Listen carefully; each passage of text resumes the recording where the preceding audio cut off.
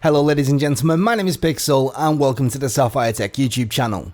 Over the past few months, I've been spending a lot of time immersed in VR, and so I thought that I'd take a little bit of time today to share a few of the games/experiences that I consider to be VR's killer apps.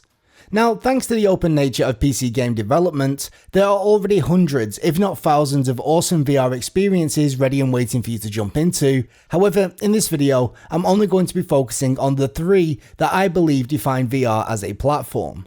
The first, and most obvious of which, has got to be Half-Life Alyx.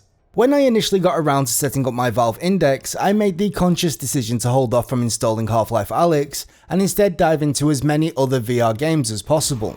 The reason for this is that I'd heard from multiple friends that Half-Life Alyx was so far ahead of anything else on the market that once I'd play it, everything else would feel like a massive step backwards.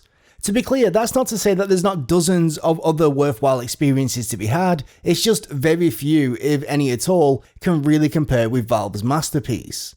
Half-Life Alyx is without a doubt the most complete and accomplished single-player VR experience that is currently available, and it often ends up being the gold standard for pretty much every element that it contains. In fact, it gets so much right that I think that it's going to be incredibly difficult for future VR titles to compete without literally trying to emulate many of the game's features and core mechanics. Meaning that it's likely that right now many VR game developers are looking into ways of shoehorning Alyx's incredible gravity gloves into their own projects, as they pretty much solve many of VR's fundamental problems. Beyond purely mechanics though, Half-Life Alyx also excels at pacing both story-wise and in the moment-to-moment gameplay. Never are you stuck doing the same thing for too long because the game always has some new, dare I say, gimmick waiting just around the next corner. One moment you could be solving one of the game's many puzzles, the next you'll be navigating a pitch black area with just your wrist mounted flashlight, and then before you know it you'll be gunning your way through groups of enemies. The game also provides you with plenty of small pockets of respite from the intense combat and claustrophobic horror, so you can explore and hunt down valuable resources whilst messing around with the various physics props and generally just having fun with VR. Combat itself also makes great use of VR's unique configuration by having you manually aim, shoot and reload your weapons.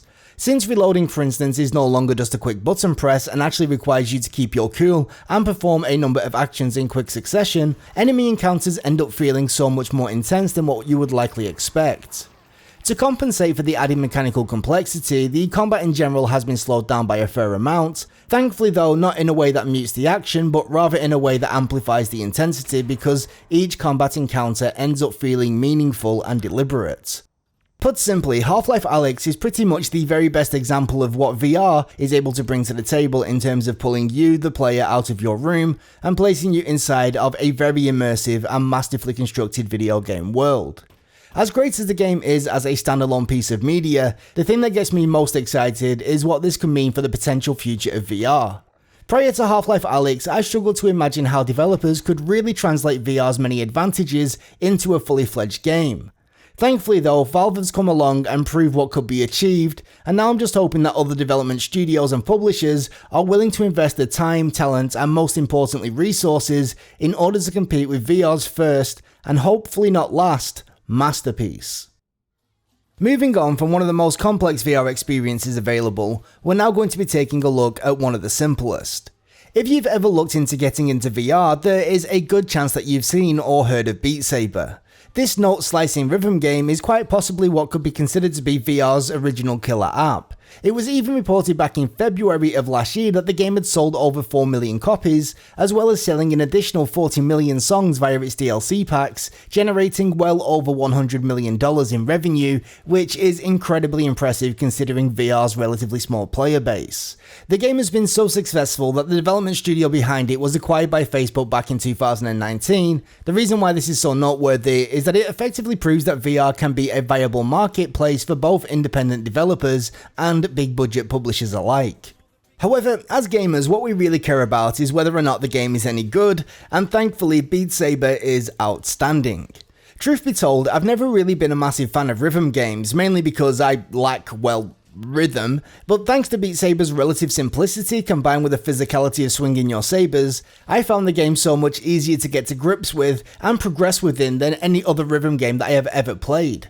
Not to mention the physicality of swinging your arms up, down, left and right really manages to get that blood pumping, which not only feels exhilarating but also releases all of those chemicals that boost your sense of well-being and suppress those hormones that cause stress and anxiety, making Beat Saber not only a game that I find fun and enjoy, but one of the few games that legitimately makes me feel happy.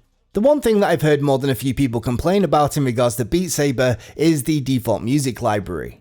Personally, I found it to be more than acceptable, but I do accept that musical preference is extremely subjective. The good news is that on top of the numerous DLC packs that feature some big name artists, you also have the ability to install custom songs. Whilst this is most certainly a legal grey area, I think it goes without saying that custom songs are one of the major factors behind Beat Saber's continued longevity. Another reason for Beat Saber's inclusion in this video is simply because it serves as a near perfect introduction to virtual reality. The controls are incredibly simple, and you don't even need to move or look around outside of bobbing and weaving from the game's infrequent kill boxes. As a product, Beat Saber is just about as close to perfect as you're going to find, and I don't say that lightly. Beat Saber is to VR what Tetris is to the Game Boy or what Pac-Man was to the arcades. Both beautiful in its simplicity and timeless in its execution, which just so happens to be about as far removed as physically possible from the final title that we're going to be taking a look at. VRChat is, let's just say, a bit of a mess. For those of you that don't know what VRChat is, in its most basic form, it's exactly what the name implies, a chat room in VR. You jump into a room, walk up to random strangers and start talking. However, in reality, it's actually so much more than that. You see, VRChat actually serves more as a platform than it does a game or a simple chat room. This is due to the fact that the vast majority of its content is user generated, and the amount of freedom offered to these people making the content is, for a lack of a better word, extensive. Users are able to upload their own custom avatars, unique worlds, and even develop entirely new mechanics and features, whilst also sharing these with the community at large, leading to a game/platform that is as much crowdsourced as it is directly developed. This makes talking about VRChat or trying to explain exactly what it is extremely difficult because, technically speaking, it's pretty much whatever its users want it to be, making it pretty much everything simultaneously. What this means is that my experience of VRChat is likely going to vary massively from yours and pretty much everybody else's. You can quite literally go from basically chatting in a public lobby to playing a game of pool, watching a movie with friends, or even throwing down some shapes at a club, and so much more. I'm not exaggerating when I say that the possibilities are nearly endless, and the fact that you're able to do all this with others from around the world means that your experience of doing any given activity is going to vary greatly based on who you're doing it with. That said, a word of warning to anyone that's thinking about trying VRChat for the first time, it's not for the faint of heart. Due to the level of freedom that the platform offers, combined with the anonymity of the internet, there's a good chance that you'll eventually come across something that will offend, disgust, or even disturb you. Like pretty much any other social platform, it's got its fair amount of trolls and all the ists you could probably list of.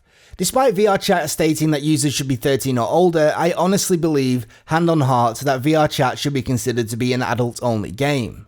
Now, beyond the freedom offered in VRChat, the major thing that makes the entire experience special, that is providing that you're playing the game from within VR, is that feeling of presence that only VR seems able to provide. As unbelievable as this may sound, that feeling of presence goes beyond feeling like you're present in a VR world and extends to the people you are in that world with, meaning that you're actually able to feel a person's presence in a way that I've never felt before outside of literally being in the same real life location. I've met people in VRChat that I now consider to be real life friends. We talk over Discord, play games together, and frequently meet up in VR to watch a movie or catch up with a few drinks. Not only is VRChat unique today, there is a good chance that it's going to remain that way for a very long time to come, not because other developers can't compete literally, but rather because they can't compete technically.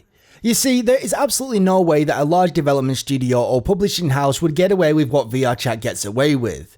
Even if they were able to navigate the blatant copyright infringement and adult content, they'd inevitably be tarred by the unsavory actions of their users, making the whole endeavor too risky to justify to investors and shareholders. Like I said at the start of this section, VRChat is a mess, but honestly, I would not have it any other way. Since its release a few years back, its player numbers have continued to steadily grow with no obvious signs of slowing down anytime soon, and that is why it simply had to be on this list of killer apps. With all that said though, that is once again going to be me done for today, so before you shoot off, how about slapping that subscribe button so that you'll get notified of our future uploads. Also, if you like the video, then please remember to like the video, and finally, if you've got any questions, suggestions or feedback, you can let us know by leaving us a message down in the comment section below. For now though, from myself and everybody here at the Sapphire Tech YouTube channel, thank you so much for stopping by and watching, and until next time, we'll catch you later, bye bye.